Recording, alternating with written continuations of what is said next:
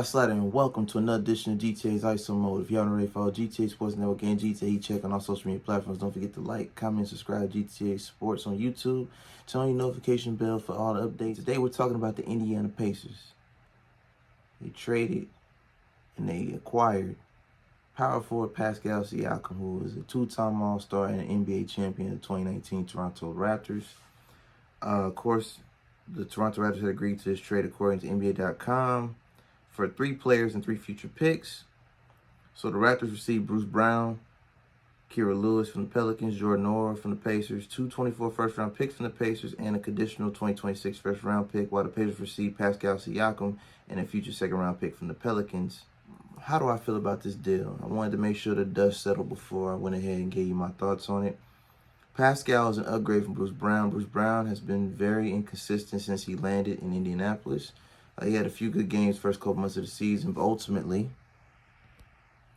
he has been unable to string up enough wins. Pascal Siakam plays both sides of the court, great on defense, and can be an offensive weapon when necessary. He was pretty much leading the offense until the Raptors drafted Scotty Barnes, which is basically his younger replacement, keeping the team young and as they rebuild. Of course, Pascal Siakam's contract didn't fit the timeline, so of course we knew he was on an expiring contract and they wasn't going to bring him back because they have to build around Scotty Barnes. I like the pickup. I didn't think the Pacers was going to actually get him, but the reports came out prior to the trade that Pascal let every team know that he was interested in him, that he's not re-signing. He's going to test free agency.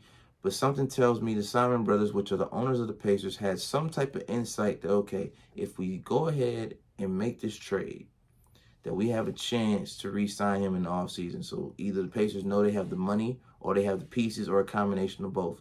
As you can see, the Pacers were willing to give away 3 first-round picks, 2 from 2024 and a conditional from 2026.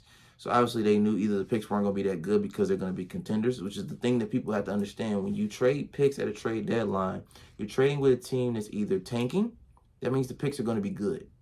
But if you trade with a team that's middle of the pack like the Pacers have been for the last 2-3 years under the leadership of head coach Rick Carlisle and your all-star guard and Tyrese Halliburton, those first-round picks aren't going to be worth much. If anything, they're going to be late first-round. Raptors are also okay with this because, again, a team that's in rebuild getting 3 first-round picks from a GM front office standpoint is a win. When you're moving off of having to pay Pascal Siakam a max contract in the offseason, again, you're opening cap space, you're also getting picks. So that means in the next draft or the next draft for 2024 and 2026, if you decide to keep that or swap it for a trade down the road, you have options. You're going to have more picks in the draft. So when you're rebuilding, that obviously gives you an opportunity to start fresh and keep your timeline on point with the young and up-and-coming of Scotty Barnes. Overall, I think it's a good trade. Both teams win this in this situation because ultimately Pascal partnering up with Tyrese, they already had a relationship prior to this. I believe ultimately it's going to benefit both teams, and the Pacers are going to hopefully get to at least the second round of the playoffs with this, if healthy. As long as you have a healthy Miles Turner, healthy Tyrese Halliburton, and you put all the pieces, the Naismiths, the Isaiah Jacksons, everybody that has contributed to the Pacers, Obi Toppin, when it comes to their winning ability, I mean, think about it. As of right now, the Pacers are top 5 in the East as it stands. The only teams that are really going to be in their way are teams like the Milwaukee Bucks and the Boston Celtics.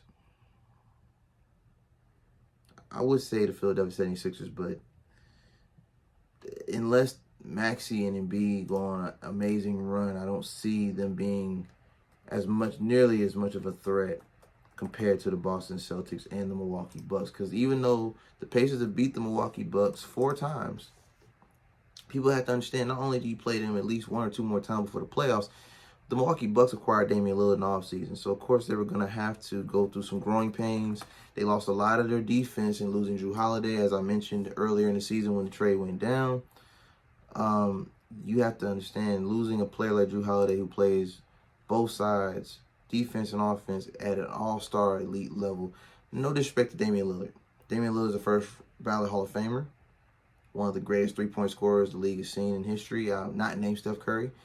But again, he plays zero defense. No pun intended. His number is 0. He plays zero defense. But the Pacers are number 7 right now as we speak. They're 7-3 in their last 10. They lost their last 2 as of late. But I believe that's going to change. Pascal Siakam does bring another element to their offensive schemes.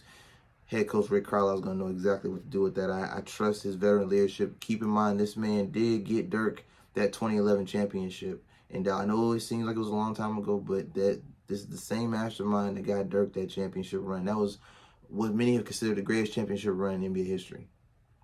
So again, right now they're 7th. And we're going into All-Star break. Tyrese had a little injury. It happens, but the hamstring strain, but he'll be okay. And that's part of the reason why they slipped a little bit on this run on this road trip that they took.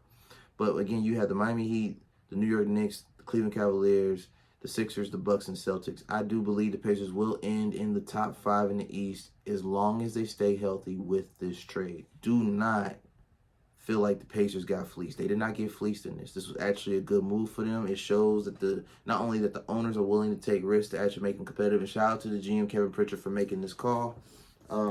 It shows that they're committed to excellence, they're committed to success, and they want Tyrese Haliburton to have everything he needs to want to stay home as an Indiana Pacer and not want to request a trade in the near future. This has been a GTA ISO Mode Indiana Pacers edition.